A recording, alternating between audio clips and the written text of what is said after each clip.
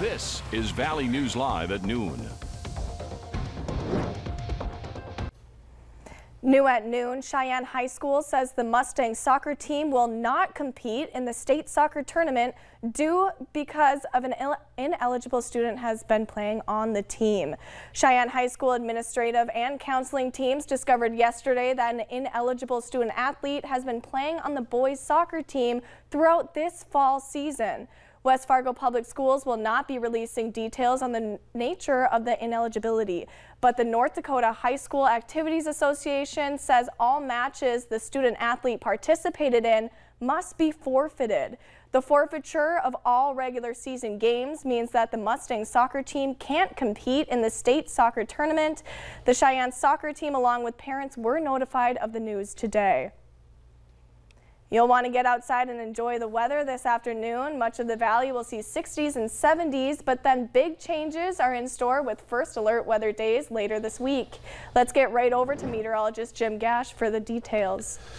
That's right, Jillian. Today would be a great day to get outside if you can, as things are definitely going to get colder as we move on through the rest of the week. Here in Fargo, we can see those trees starting to change colors. Some nice bright yellows and oranges there, and those passing clouds high up in the atmosphere right now. Temperatures across the region are showing most people in the 60s, and there are a couple 70s. Roseau at 72 and some 70s down in Lakes Country as well. And we do have more of those passing showers throughout the region, but they're mostly done at this hour. Just some light sprinkles, and those passing clouds will continue throughout the afternoon. Here in Fargo, we'll see our clouds throughout the afternoon as well, and see our temperatures reach up to just under 70 degrees. And of course, we do have those first alert weather days for the second half of this week on Thursday and Friday, thanks to those cold weather moving in, and I'll let you know what those impacts will be coming up in just a few minutes. All right, sounds great. Thanks, Jim.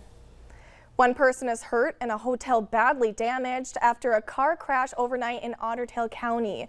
Police tell the Valley today that a driver crossed 2 lanes of a highway in Fergus Falls around midnight and smashed into American on West Lincoln. The woman is being treated at the Fergus Falls Hospital, and there's a large hole in the building with extensive damage to the pool area of the hotel. Fargo police are asking for your help in finding a missing 15-year-old. Police say Philip Gamble was last seen in the 1800 block of 15th Ave South yesterday morning. Philip is 5'11" and 220 pounds and is described as white and Hispanic with brown hair and brown eyes. He was last seen wearing a gray t-shirt, gray shorts, and sandals. New statistics are backing up growing concerns about safety in downtown Fargo. City commissioners got a briefing last night on the latest numbers. There have been 19 robberies in downtown so far this year. That's an increase from 5 last year. Aggravated assaults are also up with a total of 53. That includes shootings. There have been 3 in downtown this year, but Police Chief David Zabelski says shootings and murders citywide have decreased significantly.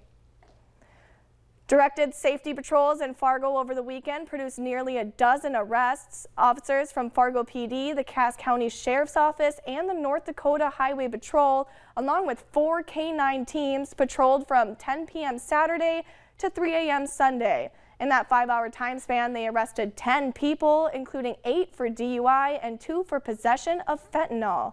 Officers also made nearly 60 traffic stops and issued 27 citations. A desperate situation in Florida nearly a week after Hurricane Ian. More than 100 people were killed by the storm, and more than 400,000 are still without power. Manuel Bojorquez traveled to the once thriving tourist destination, which is now in ruins.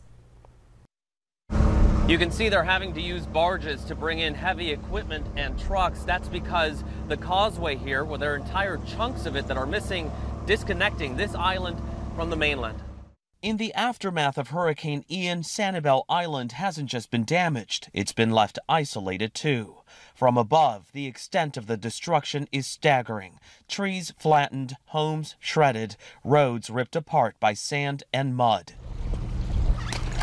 But from the ground, a clearer picture emerges of just how life-changing Ian has been and will be. The scenes here on Sanibel Island are almost apocalyptic. You don't see a soul in the streets. There's not barely a sound here except for a few birds and some of the helicopters that are still doing rescues and bringing supplies in and out.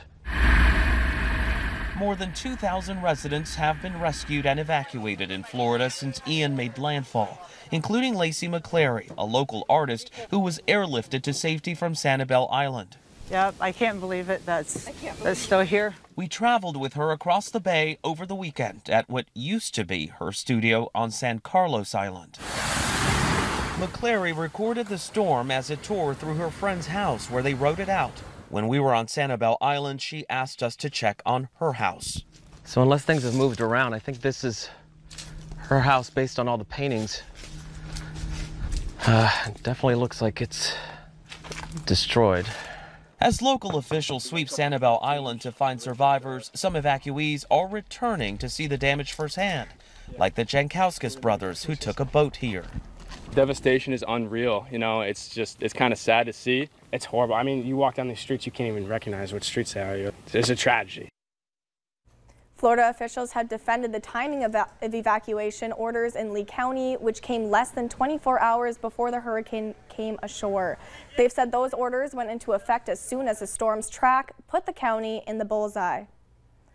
Veterans from the Valley were able to get outside and take in the sights at the World War II Memorial in Washington, D.C. Our own Mike Morkin is on the Veterans Honor Flight learning about service members from North Dakota and Minnesota and sharing their stories. Our coverage of the Honor Flight wraps up tonight at 10 with a welcome home for Honor Flight veterans. Coming up at noon, saying goodbye to a country music legend. We'll take a look back at the life of Loretta Lynn. But now